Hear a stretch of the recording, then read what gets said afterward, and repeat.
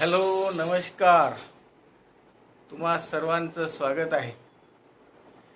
गेल्या काही लेसनमधून आपण या माध्यमातून UPS, इन्व्हर्टर आणि SMPS या बाबतीत चर्चा करतो. तर एकूण ही चर्चा पॉवर सप्लायच्या संदर्भातली आहे, जे यापूर्वी आपण जसं विशद केलं मी तुम्हाला सांगत असताना. तर ज्या ठिकाणी आपल्याला विजेच्या पुरवठ्याची गरज असते त्या ठिकाणी आपण ह्या गोष्टींचा वापर करतो. मग UPS असेल, SMPS असेल, हे सगळ्या पॉवर सप्लायच्या बाबी आहेत. परंतु हे सगळं जरी असलं तरी यातला सगळ्यात महत्त्वाचा घटक जो असतो तो बॅटरी असतो. ज्या बॅटऱ्या आपल्याला DC प्रोव्हाइड करतात किंवा ज्या बॅटऱ्यांमध्ये आपण DC एनर्जीच्या स्वरूपामध्ये ऊर्जाचा साठा करून ठेवतो आणि मग हा साठा आपल्या आवश्यकतेनुसार पुन्हा त्यातून घेऊन आपण आपले जे कार्य असेल, ज्याच्यावर चालणारे जे डिव्हायसेस असतील, उपकरणं असतील, अप्लायन्सेस असतील, त्यांना आपण तो इनपुटला प्रोव्हाइड करतो आणि त्या माध्यमातून आपलं काम साध्य करतो. तर ह्या सगळ्यामध्ये आपल्याला बॅटरी ह्या फार महत्त्वाच्या आहे. जसं मागच्या लेसनमध्ये मी तुम्हाला सांगितलं होतं की या ठिकाणी जर काही समस्या निर्माण झाल्या इन्व्हर्टरमध्ये, तर आपण चर्चा त्या सगळ्या चार्टची केली होती. तेव्हा लक्षात आलं असेल किंवा लक्षात येतं तुमच्या की त्या ठिकाणी बहुतांश जे आहे पॉसिबल कॉज जे आहे ते पॉसिबल कॉज हे बॅटरी रिलेटेड आहे. त्यामुळे बॅटऱ्यांमध्ये जी समस्या निर्माण होते, ज्याच्यामध्ये मग चार्जिंगची समस्या असो, ते चार्जिंग न होणं ही समस्या असो, त्याच्यामध्ये पुरेसं असं व्होल्टेज जे असायला पाहिजे त्यांच्या 2 टर्मिनलमध्ये तो विषय असेल, तर या सगळ्या प्रॉपर मेंटेनन्स बॅटऱ्यांचं जर असेल तरच आपली ही जी पर्यायी यंत्रणा विजेचा पुरवठा खंडित झाल्यानंतर आपल्याला जी आवश्यक असते तर ती पूर्णतः डिपेंड्स असतं बॅटऱ्यांवर. त्यामुळे बॅटरी या फार महत्त्वाचा भाग त्याच्या संदर्भात ठरतो. त्यामुळे बॅटऱ्या नेमक्या कशा मेंटेन करायच्यात, त्यांचं मेंटेनन्स कसं प्रॉपरली करायचं, जेणेकरून त्यांची निगा कशी राखल्या जाईल आणि त्याच्या माध्यमातून आपण अत्यंत व्यवस्थितपणे त्याच्यातून काम आपण करून घेऊ, असा संबंध विषय असतो. तर आजही आपल्याला या संदर्भानं महत्त्वाची चर्चा करायची आहे की ते म्हणजे स्पेसिफिक ग्रॅव्हिटी रिडिंग असतं. आणि बॅटरी चार्ज आहे की डिस्चार्ज आहे हे कसं कळायचं आपल्याला. आपण या सगळ्या गोष्टीमध्ये जेव्हा पाहतो तेव्हा बॅटरीची निगा राखत असताना एखादी बॅटरी फुल चार्ज आहे, नाही आहे, ती फुल्ली डिस्चार्ज आहे, ह्या सगळ्या बाबींचा आपल्याला विचार करावा लागतो. आणि त्यासाठी येणारं एक छोटंसं आणि साधं एक त्याला म्हणून आपण एक साधन आपल्याकडे आहे, त्याला आपण हायड्रोमीटर असं म्हणतो. त्या हायड्रोमीटरचा वापर करून आपण स्पेसिफिक ग्रॅव्हिटी मोजू शकतो बॅटऱ्यांची, त्यांच्या आतमध्ये असलेल्या वेगवेगळ्या सेलची. तर ह्या सेलच्या मध्ये येणारं एकूण स्पेसिफिक ग्रॅव्हिटी, त्याच्यामध्ये जे आपण केमिकल यूज करतो, इलेक्ट्रोलाइट लाईट आपण ज्याला असं शब्द आहे त्याच्यामध्ये, त्या इलेक्ट्रोलाइटची ग्रॅव्हिटी किती आहे त्याच्यावर अवलंबून असते ती बॅटरी खरोखर वर्किंगमध्ये आहे किंवा नाही आहे, किंवा चार्ज किंवा डिस्चार्ज आहे. तर हे फार महत्त्वाचं आहे. यासाठी एक साधं उपकरण येतं, त्याला आपण हायड्रोमीटर असं म्हणतो. हायड्रोचा अर्थ पाणी असा अर्थानं होतो. आणि त्या पाण्याची ग्रॅव्हिटी मोजणारं जे साधन आपण निर्माण केलं त्याला आपण हायड्रोमीटर असं नाव दिलेलं आहे. तर हायड्रोमीटर हे बॅटऱ्यांची ग्रॅव्हिटी चेक करण्यासाठी वापरल्या जाणारं एक प्रकारचं मीटर आहे. कारण त्याच्यामध्ये मीटर हा शब्द आहे, कारण त्याच्यामध्ये रिडिंग येतं. तर त्याच्यामध्ये काय असतं, ते एक रबर ट्यूब असतं आणि एक वर रबर ट्यूब यासाठी की ती आपल्याला जी बॅटरीच्या ज्या सेलचं आपल्याला व्होल्टेज किंवा ग्रॅव्हिटी चेक करायची आहे, त्यातलं जे इलेक्ट्रोलाइट आहे ते आपल्याला ओढून घ्यावं लागतं. त्याच्या अपोजिट दिशेने एक प्रकारचा एक बबल दिलेला असतो, जो आपण प्रेस केला. आता तुम्हाला माहिती आहे की हवा जर आपण पूर्ण प्रेस केल्यानंतर एखाद्या ठिकाणची हवा पूर्ण गेली आणि आपण जर त्याला हवेला सोडलं तर जी खालची ट्यूब आहे त्या हवेच्या फोर्सनी त्या लिक्विड त्याला ओढून घेतं. तर अशा पद्धतीची साधी सोपी यंत्रणा असते आणि त्याच्यामध्ये एक फ्लॉट दिलेला असतो. ग्लास ट्यूबमध्ये ही सगळी यंत्रणा असते. ग्लास ट्यूबच्या आतमध्ये एक फ्लॉट असतो आणि एक रबर ट्यूब असतं आणि ग्लासच्या आतमध्ये जो फ्लॉट आहे तो ऍक्च्युली आपल्याला रिडिंग देतो हायड्रोमीटर. आणि हा तुम्ही पाहिलेला आहे, आपण त्याच्याबद्दल प्रत्यक्ष प्रात्यक्षिकही केलेलं आहे. त्याच्यामुळे हायड्रोमीटर हा आपल्यासाठी फार अपरिचित असा भाग नाही, तरी पण या निमित्तानं सांगणं मला भाग आहे आणि मग त्यामुळे तुमचा रिकॉल व्हावा म्हणून मी सांगितलं. तर हायड्रोमीटर जे आहे, परंतु आता हायड्रोमीटर काय आहे, तर हायड्रोमीटरचे ऍक्च्युअल रिडिंग असलं म्हणजे काय नेमकं त्या प्लॉटमध्ये असलं, तो त्या घेतलेल्या इलेक्ट्रोलाइटमध्ये किती बुडाला किंवा वर आहे याच्यानुसार कसं डिसिजन घ्यायचं की बॅटरी चार्ज आहे की डिस्चार्ज आहे, याबद्दलची मी आता थोडक्यात तुम्हाला माहिती देणार. आता त्याच्यामुळे आजचा लेसन जो आहे तो आपण म्हणूया की specific gravity reading and test of charge of the battery using hydrometer. अगदी थोडक्यामध्ये मी तुम्हाला ही माहिती समजून सांगणार आहे, फार महत्त्वाची आहे, परीक्षेमध्येही विचारण्यात जाऊ शकते. त्याच्यामुळे यातले पॉईंट तुम्ही फार लक्षात ठेवा. तर ग्रॅव्हिटीमध्ये आपण एक चार्ट आपण बघणार आहोत. त्याच्यामध्ये एक सिरियल नंबर 1 2 3 4 रिडिंग पाहणार आहोत त्या फ्लोटची काय आहे ते, आणि मग स्पेसिफिक ग्रॅव्हिटी त्याचं रिडिंग किती मिळतं हे पाहणार आहोत आणि त्यानुसार state of charge of the battery हे तपासणार आहोत.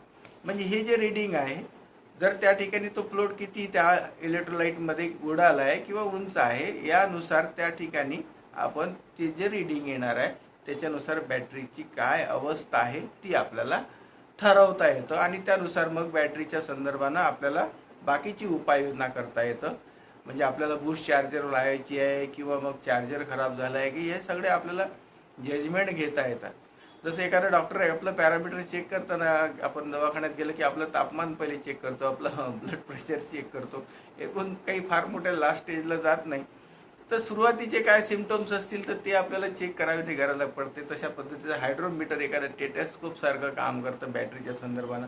आणि बॅटऱ्या प्रॉपरली मेंटेन केल्या की मग आपली बाकीची जी पर्यायी यंत्रणा वीज पुरवठा खंडित झाल्यानंतरची असते आपलीकडे UPS किंवा इन्व्हर्टरची, ती राहते व्यवस्थित आणि आपण त्यातून योग्य पद्धतीनं काम करून घेऊ शकतो.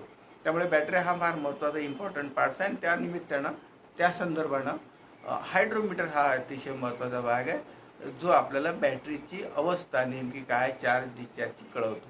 तर हा चार्ट आपण थोडक्यामध्ये या ठिकाणी पाहूया. तर समजा स्पेसिफिक ग्रॅव्हिटी जी आहे, आपण याच्यावर रिडिंग कशाचं घेणार हायड्रोमीटरवर, तर स्पेसिफिक ग्रॅव्हिटीचं. तर स्पेसिफिक ग्रॅव्हिटी समजा 1.260 ते 1.280 इतक्या दरम्यानची असेल. 1.260 टू 1.280 या दरम्यान जर रिडिंग फ्लोटिंग दाखवत असेल तर याचा अर्थ आहे की बॅटरी फुल्ली चार्ज आहे, म्हणजे मग काही अडचण नाही, बॅटरीची समस्या नाही आहे. जर 1.260 टू 1.280 या दरम्यानची जर स्पेसिफिक ग्रॅव्हिटी हायड्रोमीटर दाखवत असेल तर सगळं कळून जातं आपल्याला की त्याची ग्रॅव्हिटी अतिशय चांगली आहे आणि म्हणजेच याचा अर्थ बॅटरी चार्ज आहे. त्यामुळे फुल्ली चार्जची कंडिशन जी आहे ती 1.280 पर्यंतची असते. 1.260 पासून ते 1.280. समजा तसं रिडिंग नसेल, समजा 1.230 टू 1.260 या दरम्यानची असेल. आधीची आपण 1.260 पासून तर त्याच्या 1.280 पर्यंत गेलो होतो.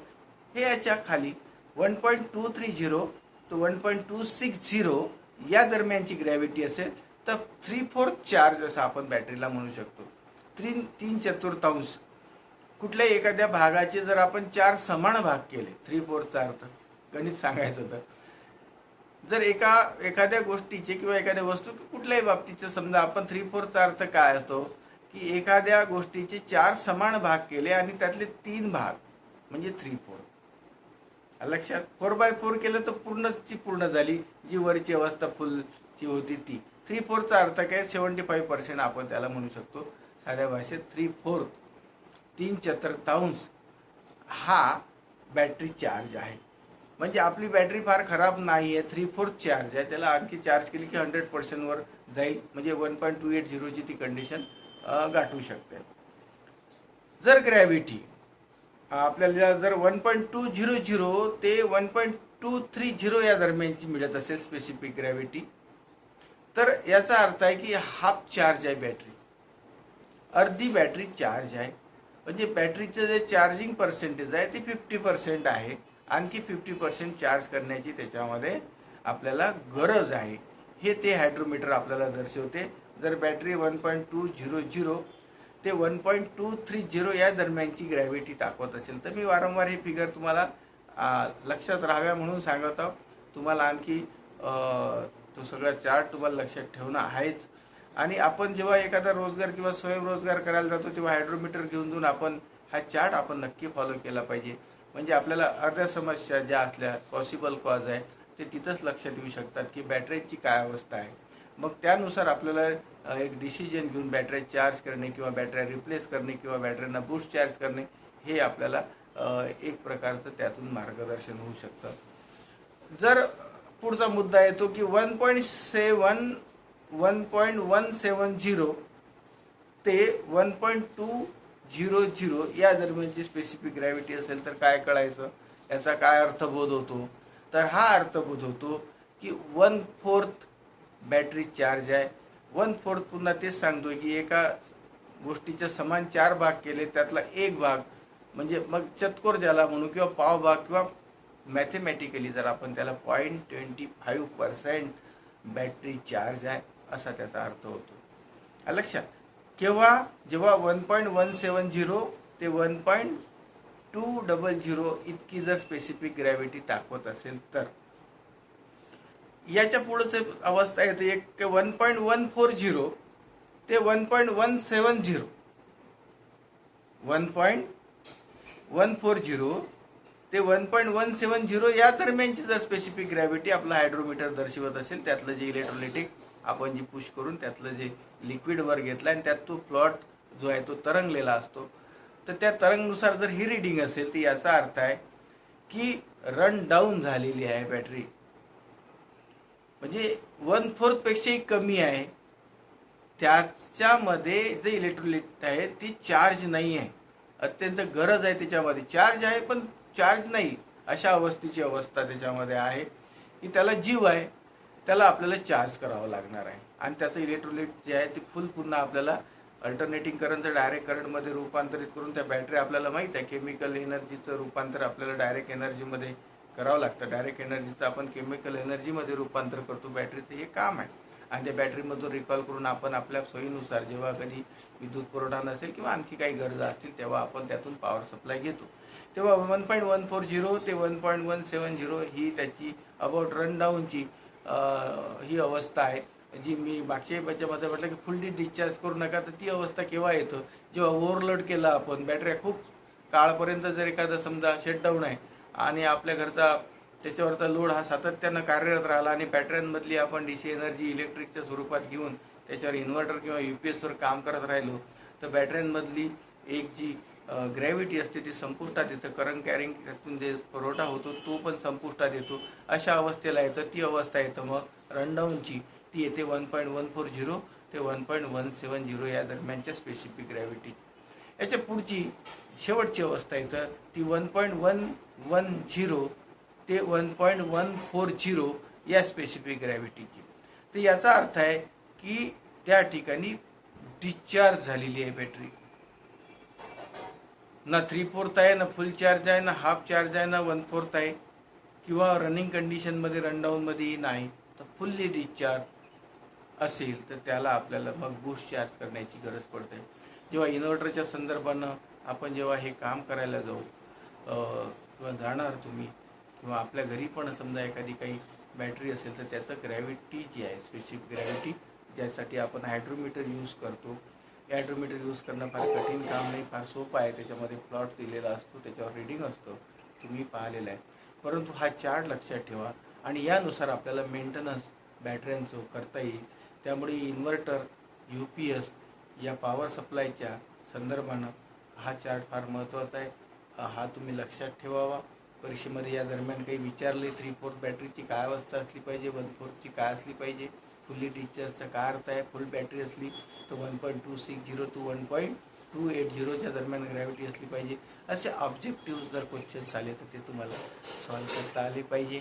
किंवा आपण एखाद्या ठिकाणी रोजगार किंवा एखाद्या मेंटेनन्सच्या कामासाठी जर एखाद्या कंपन्यांमध्ये पुढं काम करायला गेलो किंवा आपण कुठली कामं घेतली तरी आपल्याला ही माहिती असावी, म्हणून हा फार महत्त्वाचा भाग आहे, तो या ठिकाणी आपण डिस्कस केला. आपण सर्वांनी या सगळ्यांचं लक्ष ठेवावं, अभ्यास करत राहावा. ज्या मॉक टेस्ट दिल्या जात आहे ते आपण सोडवतच आहात. पुन्हा आणखी आपण अधिक लक्ष घालून आपण त्यामध्ये अधिक प्रवीण होण्याचा प्रयत्न करूया. तर अशा ठिकाणी या ठिकाणी मी थांबतो आणि पुढच्या लेसनमध्ये तुमच्याशी लवकरच मी संवाद साधेन. धन्यवाद. भेटूया.